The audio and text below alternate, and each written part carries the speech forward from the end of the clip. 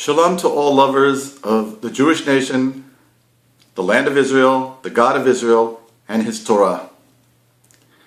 Today I will be reading to you from the book Pninei Halacha, Ha'am ve'Haaretz, Pearls of Jewish Law, the Nation and the Land, written by Rabbi Eliezer Melamed, who is the rabbi of the community of Har Bracha in the Shomron, where I live. And today the section I will be reading to you is entitled Aliyah in Recent Generations.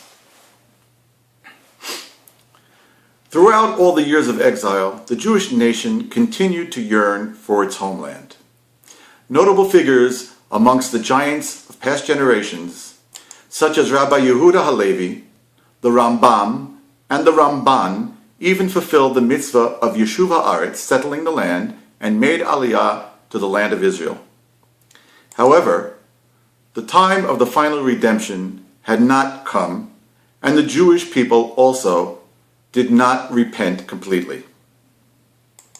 Consequently, the Jewish community in the land was not able to strengthen itself and become self-sufficient.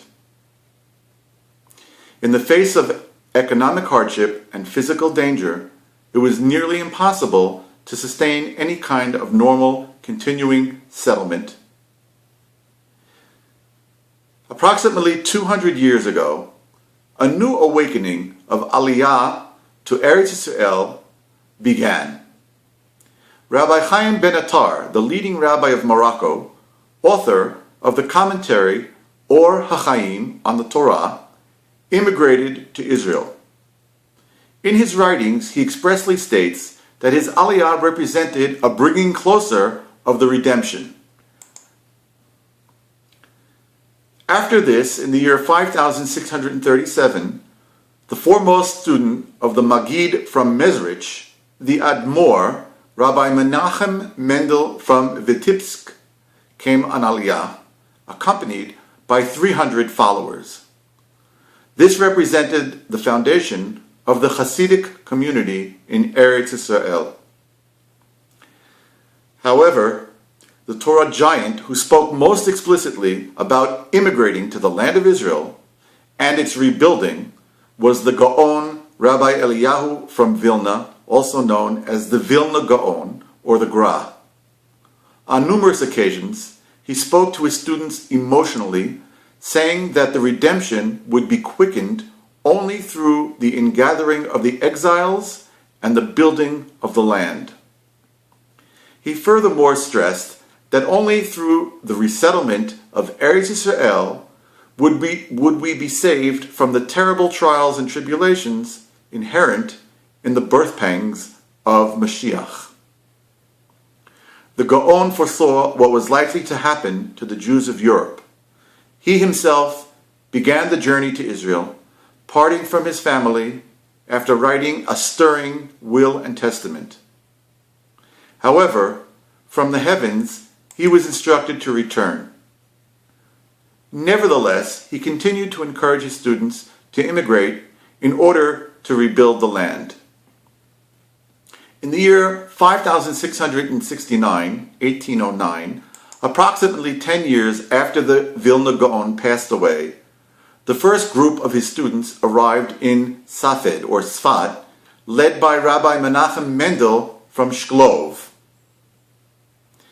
After 2 years later, Rabbi Israel from Shklov, author of the Pe'at HaShulchan, also found his way there. Joining them were Rabbi Hillel from Shklov and other Torah scholars, craftsmen, and farmers. Many of the pioneers settled in Jerusalem, others in Sfat, and in building agricultural communities. Although they faced dreadful difficulties, they nevertheless drew inspiration from the words of their great rabbi, the Gaon of Vilna, concerning the supreme importance of the mitzvah to settle the land. Thus, from one generation to the next, their settlements continued to grow, forming the core of the Ashkenazi Old Yeshuv. From their ranks stemmed the builders of the first neighborhoods outside of the walls of Jerusalem and the moshavim of the new Yishuv, such as Petach Tikva. From a few hundred righteous Jews who immigrated to Israel with an unmatched spirit of Misirut Nefesh, or self-sacrifice, the reborn settlement grew to tens of thousands of people. Unfortunately, the myriads of religious Jews living in the diaspora failed to follow in their footsteps, and the difficulties and persecutions of the exile continued to increase. Approximately 50 years after the Aliyah of the students of the Gra, the Gaon, two outstanding Torah scholars of the generation, students of Rabbi Akiva Eger, Rabbi Tzvi Hirsch Kalischer, and Rabbi Eliyahu Gutmacher, began to encourage mass immigration to Israel in order to build the prophesied Jewish kingdom in Eretz Yisrael. In the wake of their incentive, Aliyah increased.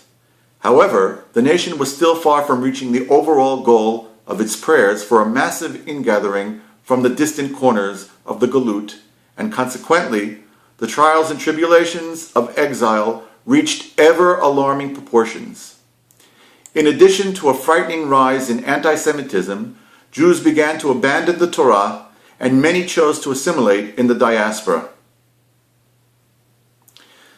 Tens of years later, a number of Gedolei Yisrael, eminent rabbis from Eastern Europe, including Rabbi Shmuel Moholiver, Rabbi Mordechai Elishberg, and the Rosh Yeshiva of Volozhin, Rabbi Naftali Tzvi Yehuda Berlin, also known as the Natziv, arose and began to encourage Aliyah to Israel within the framework of the Chibat Tzion, Lovers of Zion movement.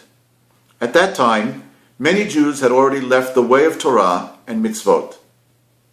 These Torah giants agreed to work together with the leaders of Jews who were not especially meticulous in guarding the commandments for the sake of settling the land. Their endeavors brought about what is called the First Aliyah, circa 5642. The majority of new immigrants were religious, if not top-caliber Torah scholars like the students of the Gra. Nevertheless, there were important Torah personalities amongst the new pioneers, such as Rabbi Mordechai Gimpel Yafeh, who became the rabbi of the new community of Yehud. Even though the nascent settlements continued to grow, the great majority of diaspora Jews still did not heed the call to return to Zion. In Europe, anti-Semitism grew steadily, as did the number of Jews who strayed from the faith. Many of those who left the Torah hoped that by leaving Judaism and assimilating amongst the Goyim, the non-Jews, their troubles would cease. Anti-Semitism, however, continued to spread. Some of the Jews who tried to assimilate, like Binyamin Ze'ev Herzl, realized that Jewish nature was unique and inescapable. Only through the establishment of an independent Jewish state in the land of Israel would it be possible to save the Jews from the menace of anti-Semitism. Spearheaded by Herzl, the Zionist movement rapidly spread throughout Europe. Originally, some Gedolei Yisrael supported them. This led to the formation of the Mizrahi movement. But there were other respected Gedolim who opposed the Zionist movement, mainly because they feared that many Jews would be swayed to follow the non-religious lifestyle of its secular leaders. The widely discussed concept of Zionism, combined with growing anti-Semitism, aroused larger numbers of Jews to support the growing drive to settle the land and to establish a Jewish state.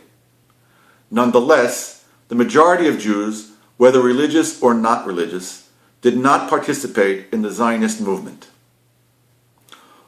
Only after the Holocaust did the necessity of establishing an independent Jewish state in the land of Israel become clear to almost everyone.